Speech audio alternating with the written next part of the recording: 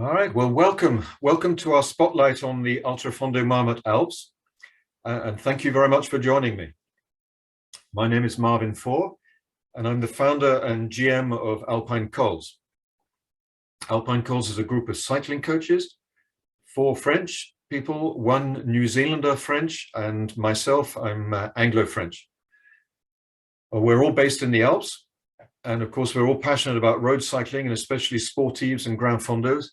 And the Marmotte is clearly a big favorite for all of us. This presentation is focused on how to prepare for the Ultrafondo. It will last somewhere around 40 minutes, maybe 45 minutes. It's being recorded, and I'll put it on our YouTube channel and send you the link afterwards so you can replay it if you so wish. I'll answer any questions at the end. If there are any, but otherwise, if questions come to you later, don't hesitate to send them to me by email. I'll be delighted to respond, and I'll reply as soon as I can. So without more ado, let's get on with it and see what we're talking about here. So the Ultrafondo is for the first 175 kilometers, it's exactly the same as the Marmotte itself. Obviously, I don't know if you've ridden the Marmotte before. If you have, you'll know what it is. And the Ultrafondo adds, after you cross the finish line for the first time, you must continue on to the Col de Sarenne, which involves another short climb over the top of Alpe d'Huez, and then descending all the way back down to Bourg d'Oisans to climb Alpe d'Huez for the second time. This is exactly what the Tour de France did in 2013, if any of you remember watching that. So it adds an extra 51 kilometers and an extra 1,300 meters of climbing, which amply justifies the title of Ultrafondo. There are 5 major climbs: the Col du Glandon, the Telegraph, the Galibier, and then twice up Alpe d'Huez. There are 3 major descents that you'll have to go down. That's the Glandon, of course, the Galibier, and then the Col de Sarenne, which I'll talk a little bit more about that later. If you haven't done it, that's there are things you need to know about that. And then 2 valleys, the Vallée de la Maurienne, which is a false flat climb, and the Vallée d'Oisans, which is a false flat descent, bringing you back from the Galibier to Bourg d'Oisans. So that's what we're looking at. It's a tough event, a seriously tough event. There's no doubt about that at all.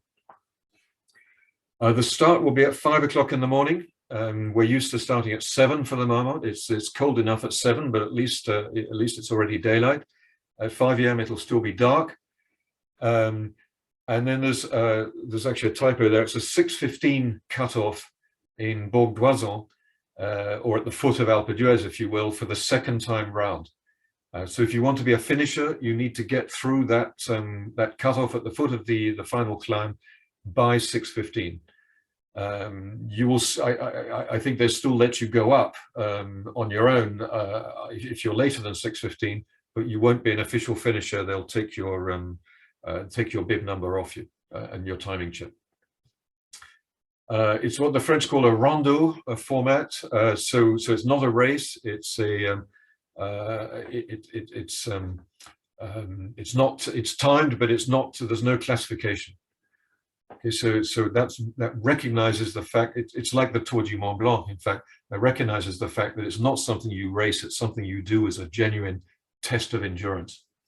It's above all an endurance challenge. So this will be the first time it's been run, so we don't have any data on this, but my guess is it'll take the fastest around 9 hours, and the slowest, more or less by definition, because of the cutoff, will take somewhere around 15 hours to finish. It's going to be undoubtedly a challenge on 3 different levels: mental, physical, and nutritional. And in my view, in that order. It's almost more a mental challenge than physical and nutritional, Being physically unfit or failing to eat and drink enough will sabotage your ride just as effectively as a major mechanical. But really, the most likely reason to abandon is mental. If you haven't done the training, if you haven't prepared yourself, if you're not ready for the for how hard it feels to ride for so long in the mountains, then you're likely to give up. If you've never ridden a comparable distance and elevation, it's likely to be the toughest thing you've ever done on a bike. That's for sure. The toughest thing you've ever done, full stop, physically at any rate. The biggest challenge will be mental, as I say. First of all, at the start, to hold back, not to ride too hard at the start. And then later on, the challenge will be to keep going. We'll come back on that later in the presentation. The key to a successful ride, of course, is good preparation. If you do your preparation, your training well, you'll be both mentally and physically strong enough to enjoy the ride. Okay, so that's the main purpose of this evening, is to look at our preparation. And then at the end, I've got a few tips on how to ride the day itself. So the bulk of what I'll talk about this evening is how to prepare for the best. Before getting into the details, we should take a look at the event demands. So what is it going to take to do well, or even to finish at this event? And there are three groups or sets, if you will, of demands that I'm going to share with you. The first are the physiological demands, which are the ones we think of first, of course. And the first one of those is to have exceptional aerobic endurance. To be able to ride your bike in the mountains for 10, 12, 15 hours, you've got to be very, very strong in endurance terms, just to keep turning the pedals. So that's got to be trained. Nobody has that automatically. That requires a lot of training. It's obviously beneficial to have a high power to weight ratio. The more power you can generate, the better, clearly, but also the less weight you have, the better, also clearly. So you've got to find the right balance between those two. I'm not suggesting you need to have as little fat as a professional cyclist, obviously not. But if you know you're carrying 2 or 3 kilos too much at the moment, then it would be a smart idea to try to lose those before July. And then finally, under the physiological chapter, there's the ability to recover quickly after each long climb. We've seen there are 5 long climbs. Well, the 5th one doesn't count because of course it's the last one. But you've got 4 long climbs, and then the descents, sometime on the descents to recover between them. So the quicker you can recover, the better off you will be. And that improves, obviously, with training. The next set of demands are psychological. It's important to learn how to stay positive. There are inevitable moments when you will feel negative, you'll feel down, you'll feel it's impossible to turn the pedal one more time, it's impossible to keep going. And you need to learn how to push through those moments. There are other moments when you'll feel great, and it's hard to understand why. There's no obvious reason why you pass from one state to the other. But everybody who rides these really long events experiences these moments, these highs and lows. So you need to have experienced them in your training and to learn how to manage them. You need to be able to maintain your focus throughout and stay lucid. It's a dangerous sport we do, cycling in the mountains, particularly the descents, obviously, but not only. So you've got to be able to stay focused, stay concentrated, stay lucid, know what you're doing, and stick to the plan. You will have a plan, I hope, for the pace you're going to ride, for how you're going to feed yourself, and so on and so forth. Stick to it, and that requires a mental effort. Then the final group of event demands are technical. It's obvious that you need excellent climbing, descending, and cornering skills. So the more you can develop those between now and the event, the better. You also need the ability to refuel, to supply your energy needs on the bike while you're riding. I estimate the energy needs for this event at somewhere between 6,000 and 9,000 calories. So that's a lot. You're going to have to eat a lot and drink a lot throughout the day. And that also needs to be practiced and trained. And finally, the temperature is going to change significantly during the day. It will be almost certainly no more than 5 or 6 degrees at 5 in the morning. And if it's a hot day, it could easily be getting on for 30 degrees in the Maurienne Valley or in the Oisans Valley or the final climb up Alpe d'Huez. Could be 28 to 30 degrees. So that's a very wide variation. If it's raining, and it's not been unknown that there are even sleet on the Galibier during the Marmotte, then obviously you can get those low temperatures again. All of these, so you need to be able to adapt to those temperature changes while you're riding. If you've never done that before, again, that's something you need to practice and train in the intervening period. So the training guidelines I'm going to give in a few minutes are not the same as those that I gave for the Marmotte a few weeks ago, because the additional climb to Alpe d'Huez takes this event, the Ultrafondo, out of what I'd call a race category. The Marmotte is already pretty much the limit of what's reasonable for a race, and it puts it into the endurance category. So no matter how strong you are, the intensity will have to be lower on the Ultrafondo than it would be on the Marmotte. So it makes it a different type of event and you need to train differently. There's no standard training plan. I cannot, it would be completely wrong of me to present a training plan and say, this is the way you should train. Those event demands provide a framework. And therefore, from that framework, we can derive some principles. So that's what I'm going to give you, is basically the principles and some ideas and some things that you should consider and take into account. But you are unique. Every person on this call is unique and has subtle or big differences in their goals, their strengths, their limiters, your experience as a cyclist, the context you're training in, the constraints you have, and so on and so on and so forth. And so no training plan will work. No one training plan will work for everybody. So the best one for you is one that has been designed with your personal goals, your unique strengths, and so on and so forth. And it is constantly adapted as things change, as they inevitably do. You will respond well to certain training certain things you train. You'll respond perhaps less well to others. You may get injured at a moment. You have an unexpected constraint. So all of those things require the plan to be adapted. Now, of course, that's what a coach does, and we can do that for you. But obviously that takes a lot of time, and it's something that we have to charge for. So let me now move on to let's look at those principles. The general principles of training for an event like this are that first of all, the whole point is to build a very, very strong aerobic base. The stronger your aerobic base, the better you will be able to ride this event. To do this, you need to train predominantly at low intensity. That means in zones 1 or 2. What is zone 1 or zone 2? Well, the upper limit of zone 2, the only real way to find it is to have a lactate test in a laboratory. That's the best way to do it.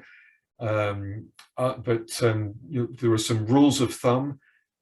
Typically, the upper bound of zone 2 is going to be somewhere around 70 to 75% of your FTP if you have a power meter, or 70 to 75% of your maximum heart rate if you use a heart rate strap.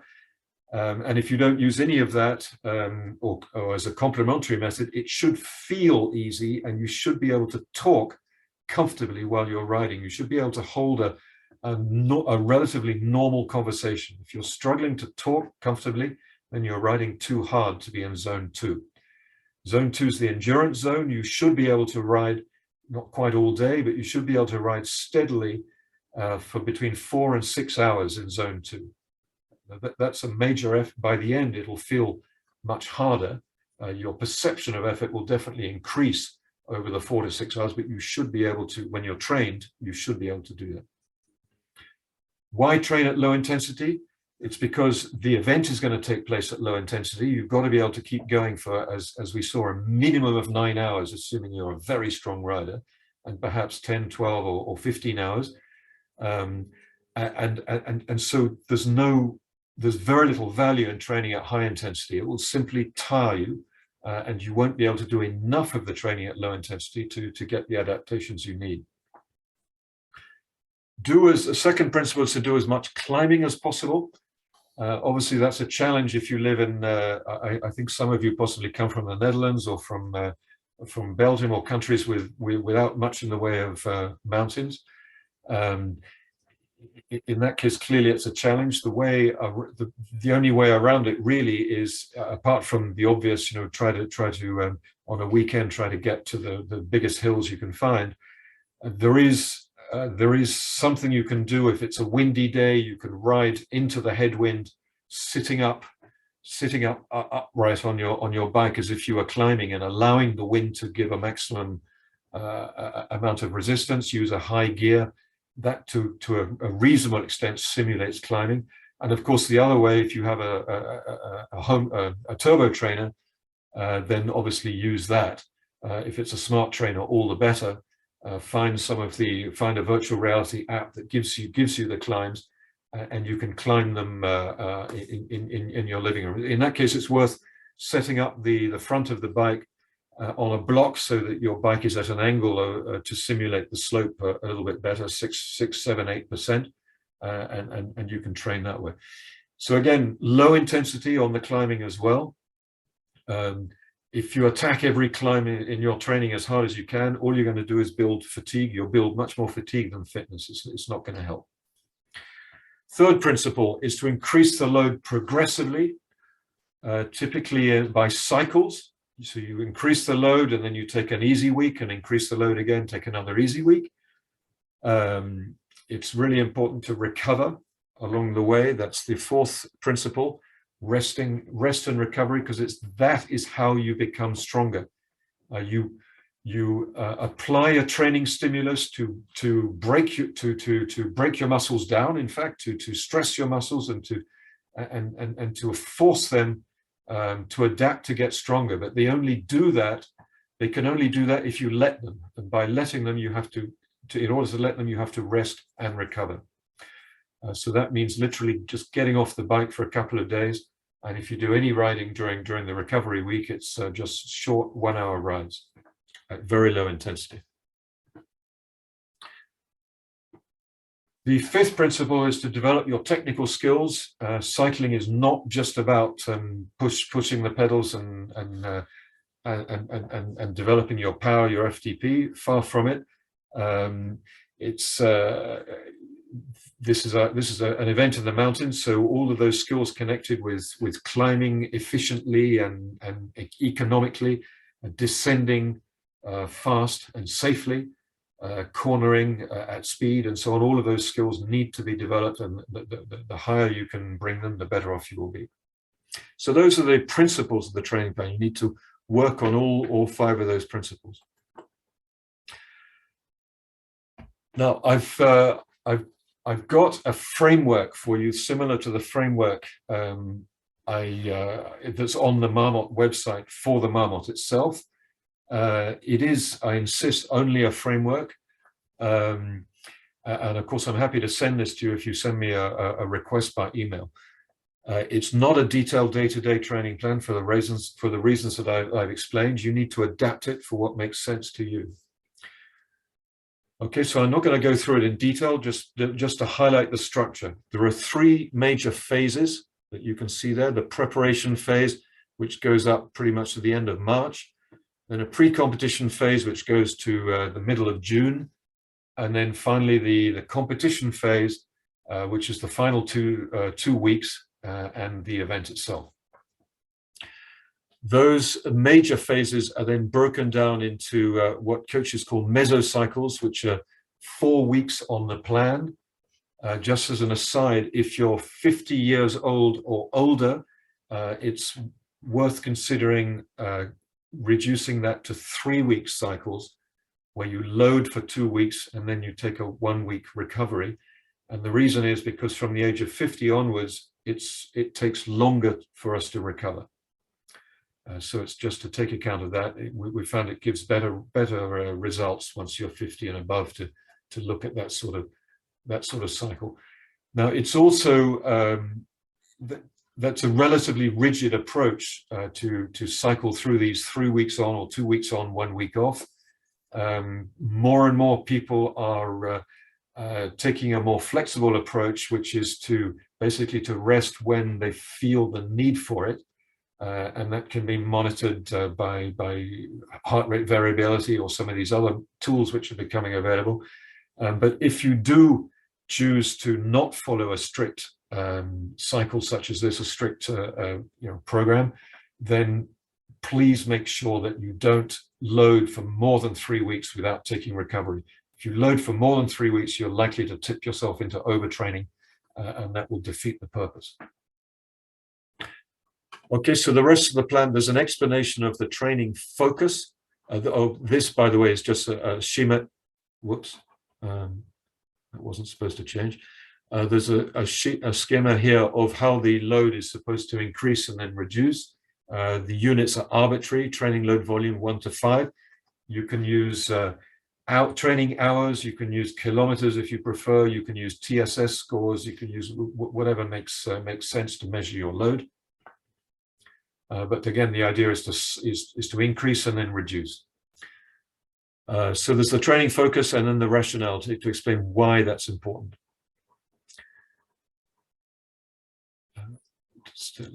Here we go, moving on. The second page of this framework gives some suggested workouts. So be careful with these. The harder you intend to ride, the more you need to do in terms of intervals and high intensity, but it should never be more than 2 sessions per week. And frankly, I would question whether there's much value in doing 2 sessions for an event like the Ultrafondo. If you're training for other events as well, then you may be obliged to. I understand that. But if your sole focus is the Ultrafondo, this is not the year to do much intensity. If you're less experienced, if your goal is above all to finish, if you think it'll take you 12 to 15 hours, then focus above all on volume, kilometers and elevation, and forget about intensity. It's of very little importance. Doesn't mean you can't have fun on the bike from time to time. It's always, of course, it's much more fun to occasionally attack a short hill at as hard as you can, or to do a sprint for a road sign at the entry to the village or whatever it is.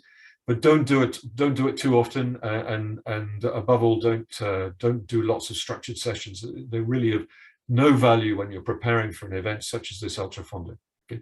And any coach who tells you anything else, frankly, in my view, is mistaken. Your priority again is building aerobic capacity, and building aerobic capacity means lots of long, low intensity rides. So how do you adapt the framework for yourself? Well, it's best to be pragmatic about it.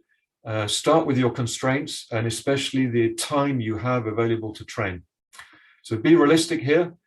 Confirm it with, I strongly recommend you confirm it with your partner and your family, because that might save an awful lot of misunderstanding and argument in a few weeks' time.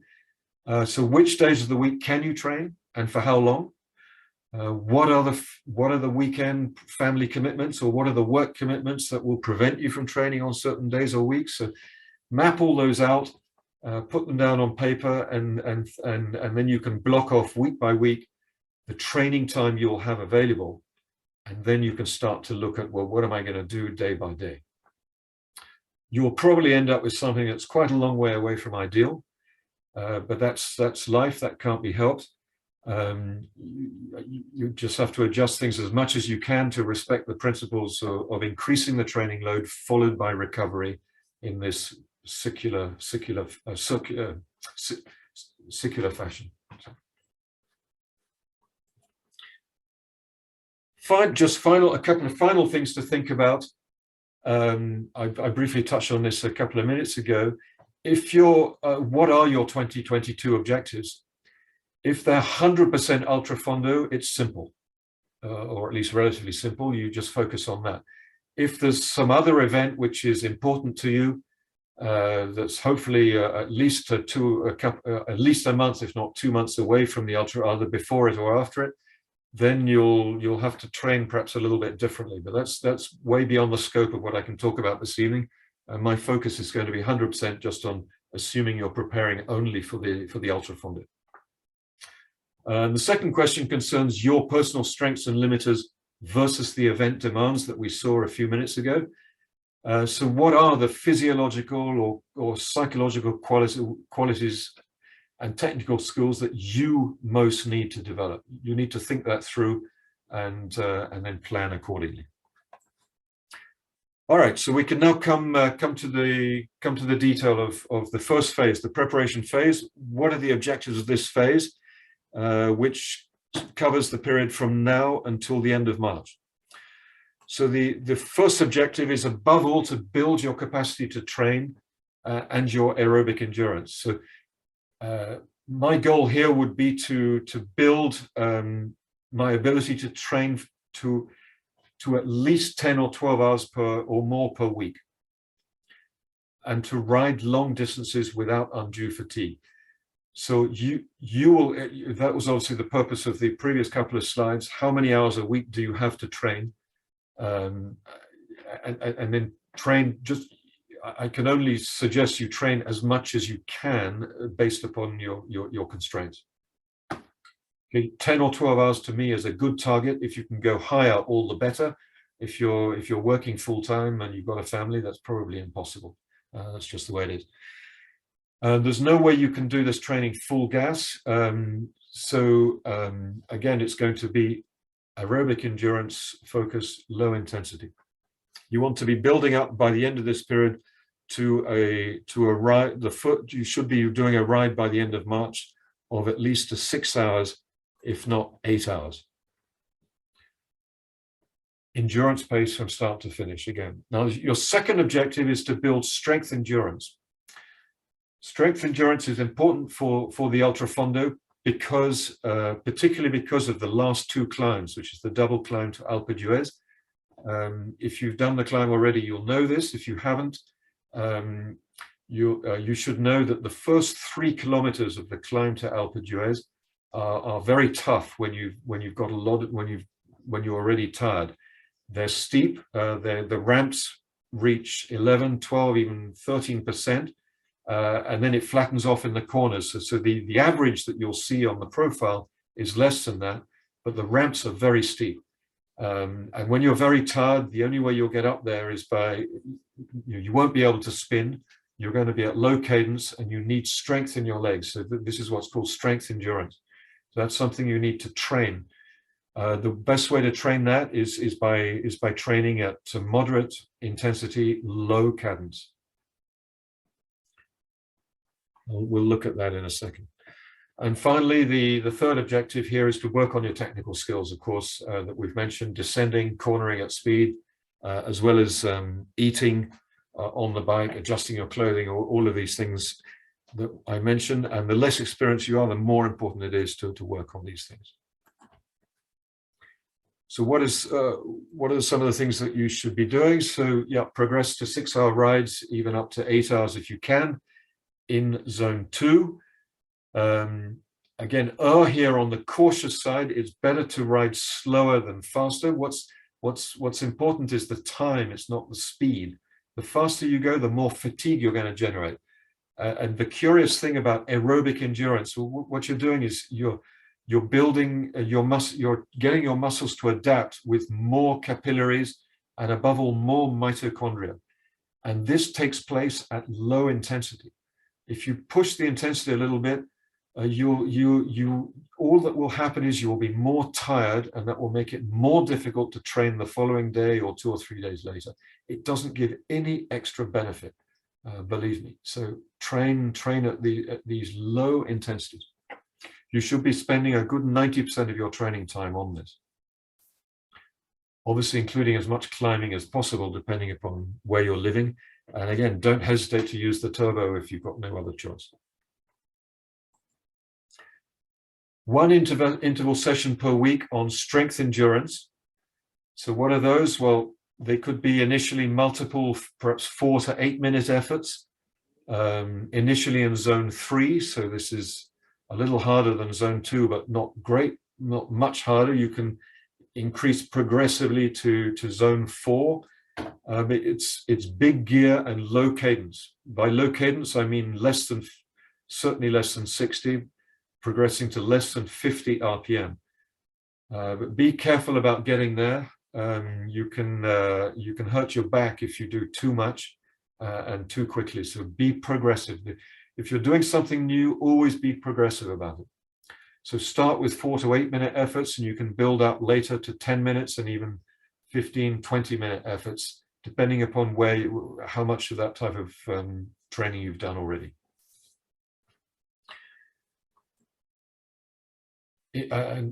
Include exercises for technical skills every time you can on your long rides. If you're not a confident descender, you might want to consider joining a training camp in the mountains with a coaching team that's qualified to teach you how to do this. Or perhaps locally you can find someone that can. If you're living in a flat area, sometimes there are places where if there is a cycling base where you can go and practice on closed roads, on tight corners, with the aid of a coach, that can really help as well. Now, you may or may not be used to off-the-bike training. I recommend you look at it because it can have a significant impact on your performance. I'm speaking from personal experience here. To cycle faster, you need to push harder on the pedals. You either push harder on the pedals or turn the pedals more quickly. But pushing harder on the pedals means you need stronger leg muscles. But not only stronger leg muscles, you also need greater core strength, because you need to be able to stabilize and channel that extra force. And you really can't build those muscles on the bike because you simply can't push hard enough on the pedals. You might say, well, yes, I can when I'm sprinting. Well, yes and no. You might get a high force when you're sprinting, but the problem is the force only lasts for a fraction of a second before the pedal comes down and starts to come up again. So the force is not sustained. So it doesn't have that effect of building your strength to any significant extent. So you need to do it in a gym or at home. You actually don't need a lot of equipment. You can do it at home, but it's got to be done off the bike. You need good exercise. You need the right exercises, and you need good technique. This is particularly important, by the way, if you're age 50 and older, because the older we get, the more our muscles just start naturally to waste away. We start losing lean muscle from the age of 50 onwards. And we can stop that, we can arrest it, and we can even perhaps increase our muscle strength, or certainly increase our strength. We can even increase our lean muscle mass with the appropriate strength and conditioning program. But if you've never done it before, I strongly recommend you're guided by a qualified coach. The movement patterns are not obvious, and if you get them wrong, you're going to injure yourself. So do it with someone who knows what they're doing. And preferably they know cycling, they have experience in cycling. The goal here is to develop strength at this time of year.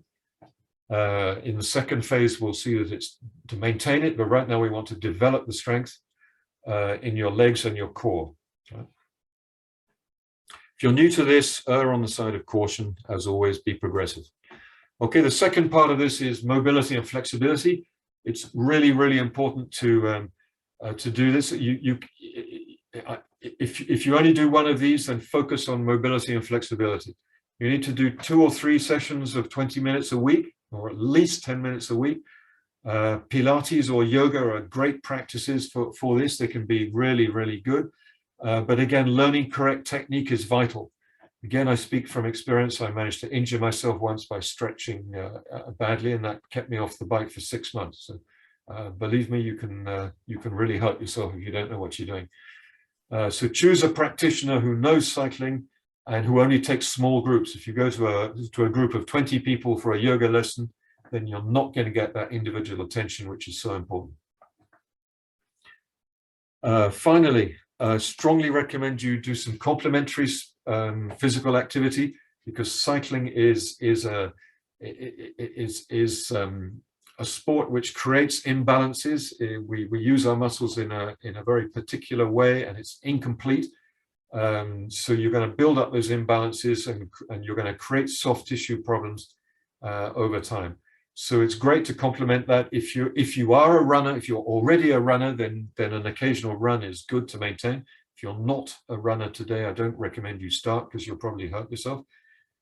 Swim, certainly, that you can't do much damage in the pool. Walking is great. If you live in the mountains or anywhere near snow, then cross-country skiing.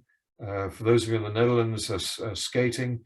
Anything that's endurance based. In fact, don't do anything that's probably not a good idea to do anything that's very intense, because you'll create fatigue unnecessarily.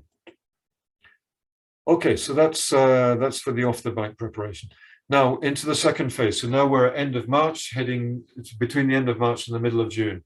Objectives of this period are to increase the training, increase the load, and increase your endurance and your training capacity.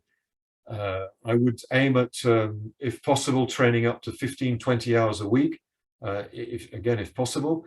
But above all, remember to build in the recovery as well. The recovery is essential, as I said earlier, to ensure adaptation and that you're getting stronger and that you're not overtraining. It's also really important in this period to start testing all the equipment and anything to do with nutrition or hydration that you might use on the event. Test everything in advance, because you never know what surprises you might have, and the worst thing you can do is start the event with something that doesn't work for you halfway around. Okay, so in this period on the bike, you're going to be progressing to 9 to 10 hour rides in zone 2. This is now the peak period of training.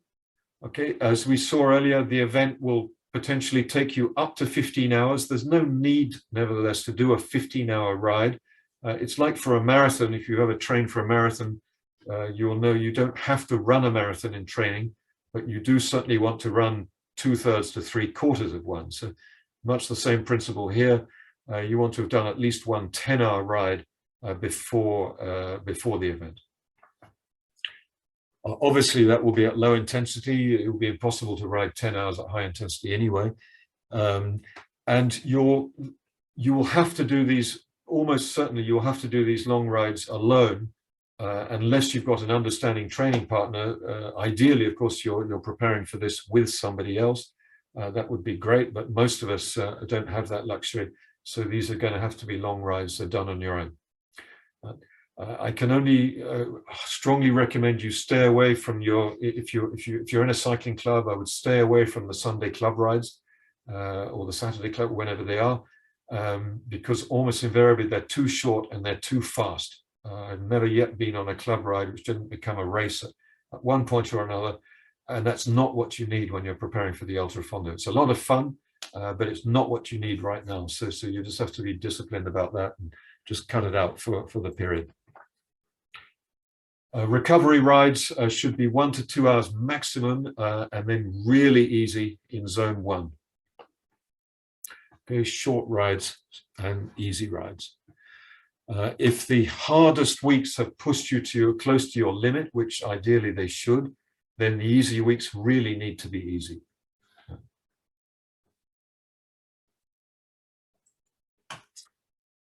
Again, test the equipment and nutrition. So don't forget to do that when you're out on the bike.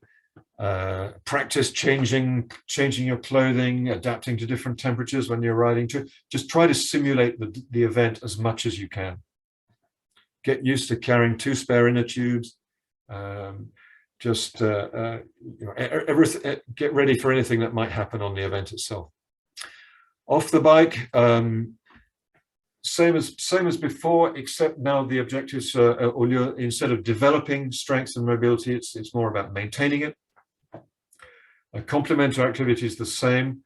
I would still keep swim once a week, go for a walk, run if you're a runner, and so on and so forth.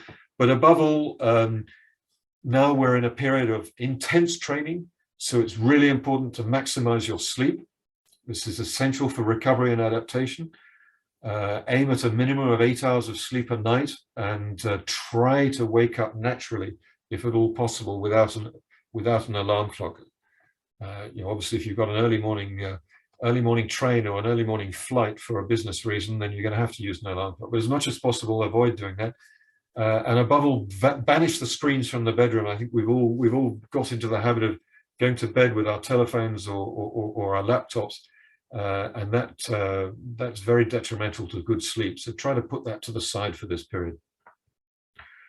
Equally, it's very important to eat well, to have high quality nutrition during this period. It's even more important than usual because of the high training load. So I don't have time, it's not the place to give you extensive advice on nutrition here and now. The key principles are the obvious ones. Avoid industrial food and supplements unless you've got medical advice to take a supplement, and eat the widest possible variety of fresh foods, top quality natural stuff, bio if possible, but that's not as important as the widest possible variety of fresh food. Minimum travel, minimum stress. The more you can avoid adding stress, the better off you'll be, because the training is already going to be stressing you a lot. Okay, so I realize there's not much one can do about stress at work, or indeed stress at home sometimes, but try to keep it, try not to add to it unnecessarily. So finally, we come to the last 2 weeks before the event, the competition phase. The objectives here are above all to eliminate the fatigue, and to keep your fitness. So we're not going to stop riding altogether, but cut it right down. The longer this is the taper, usually called a taper. The longer the event, the longer the taper. So if you're used to tapering for, let's say, 7 days for a typical event, a sportive or a Granfondo, then you might want to consider 10 days or even 2 weeks tapering for the Ultrafondo. Don't fall into the trap of thinking you must train right up to the event. It's far more important to be rested than it is to train right up to the event. Okay, so in practical terms, what it means is progressively reducing your training volume by 50%. Just as an example, we have a training camp on the 4th to 11th of June. Someone who attended that would want to start their taper immediately after the training camp, and then do perhaps 1 hour recovery rides on the Tuesday and Thursday following the camp. Then the following weekend, 6 to 8 hours of riding, probably in 2 rides over the weekend, and then repeating that over the following week. Ideally, you want to arrive in Alpe d'Huez at least 2 to 3 days before the start. The earlier the better. And then do a couple of short rides to spin the legs, but nothing too strenuous. You want to limit the intensity in this final period, but not take it to 0. I would do a couple of short intervals for strength endurance again. So perhaps in zone 3 at high torque, high force. Final word on this phase, I've put a picture of a beach to symbolize the fact that this is really about resting. You want to sleep as well as possible. You want to eat as well as possible. You want to stay supple, stay flexible, and you want to minimize the stress. That really should be your focus as much as possible in those final 2 weeks in order to arrive in the best condition possible. So hopefully you arrive in good condition. So a couple of tips for how to ride the event on the day itself. The first one is the obvious one, really. You must pace yourself very, very well. from the very, very beginning. It's extremely tempting to start hard because it's the start, because there's adrenaline, because other people are riding faster than you. There's always someone faster. At that point, you can easily hold their wheel, so why not? But it's a mistake. You know, you're setting off again somewhere around, I don't know, 10, 12, 15 hours. If you ride too fast at the start, you will pay for that in cash later. So right from the very beginning, set the pace that you know you can sustain for the next 10, 12, 15 hours. That's really the most important thing. The second key is to keep eating throughout from the start and throughout the event. The absolute minimum to eat is 60 grams of carbs per hour. That's roughly the equivalent of 240, 250 calories. You can eat them in whatever form works for you, and I would suggest a lot of variation, of course, throughout the day. You'll get sick of gels, that's for sure, so you'll need some real food as well. So again, that's something you need to practice on your training. If you can push above 60 grams, it will almost certainly be beneficial, but you need to practice it. The pros, by the way, are pushing now over 90 grams. They're even getting over 100, up towards 120 grams of carbs per hour, at least for the most intense events, which takes a lot of practice and training. You have to train the gut to be able to absorb that much, but it is possible. Third is to stay positive. This is, as we said earlier, you will definitely go through highs and lows throughout the day. There'll be moments when it feels great and you're making real progress and you feel fantastic, and then a bit later, for no obvious reason, you'll suddenly hit a sort of wall, and you'll feel terrible. And then it may well go the other way again. Everybody that does these long events experiences these things, so be aware that it will happen. And the important thing is to be able to stay positive and keep going even when it feels terrible, and the only thing you want to do is to stop. Again, that's something you can train. Learn the psychological techniques for remaining positive and practice them. It's no good knowing them in theory. You need to practice them so you're confident that they will work on the day. Finally, be prepared. It's worth having a contingency plan in mind for anything that could go wrong, whether it be unexpected bad weather or even expected bad weather, come to that, whether it be the obvious things like punctures or mechanicals or bonking, you're running out of energy, or feeling down, feeling like stopping. The more you've thought about these things in advance, the more you have a plan to deal with them when they happen, the easier it will be to deal with it calmly, without stress, without drama in the moment, and keep going as soon as possible.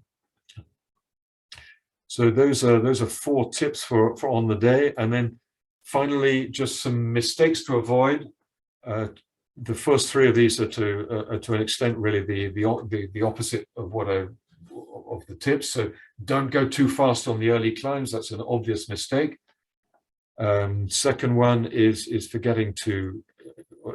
second one is burning matches. So riding too hard, trying to hold someone's wheel that's stronger than you, and pushing into zone 3 or even zone 4, or even worse in some cases.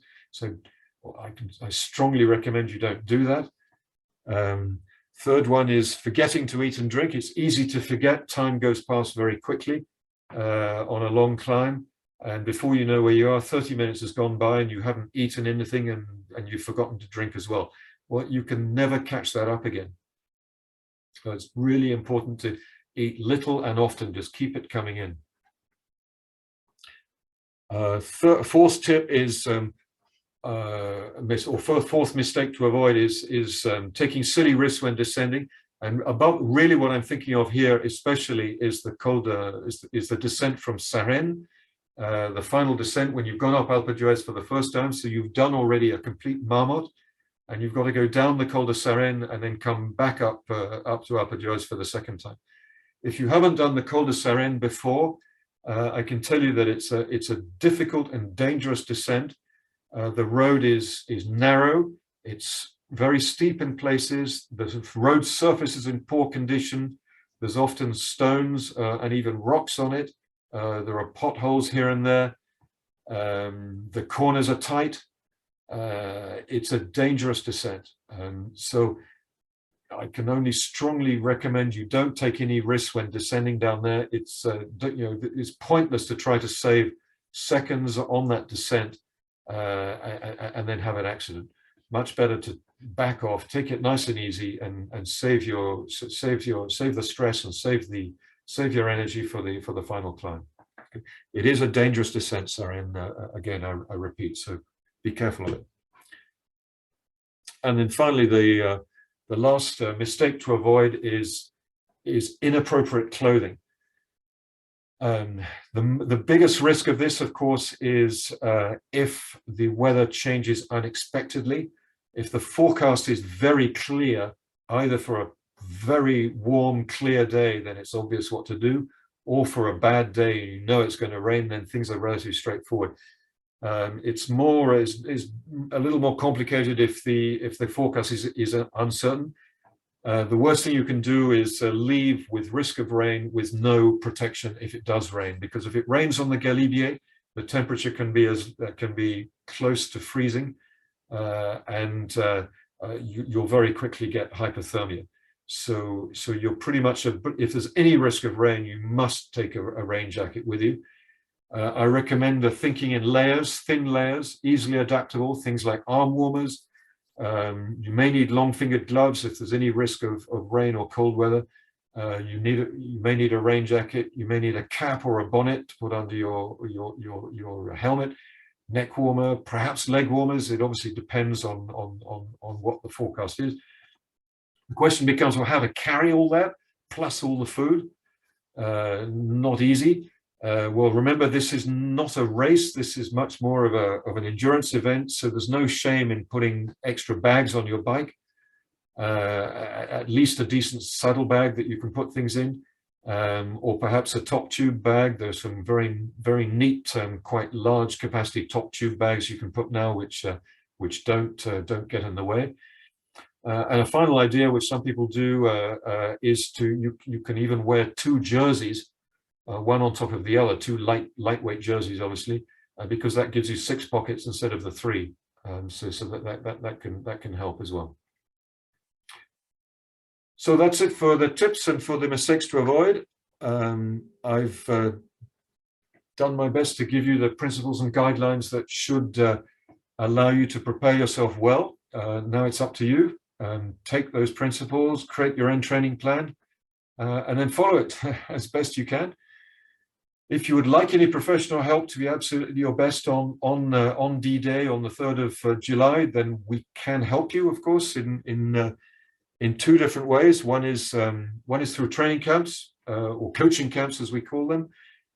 You can join one of our.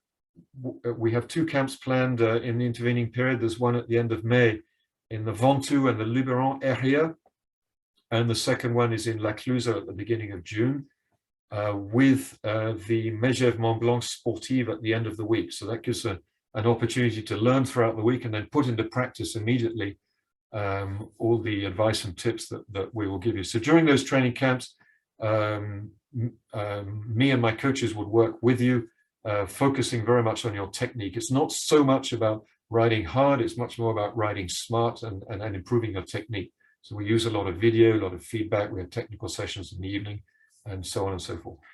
Finally, of course, we can also do a one-on-one coaching contract with you. If you're interested in that, you sign up for that. And I'm more than happy to answer questions by email, so don't hesitate to send them to me. Thank you very much for listening to the end. It's been a pleasure from my side. I'm now open to any questions you may have, so feel free to unmute, and if you have a question, go ahead and shoot.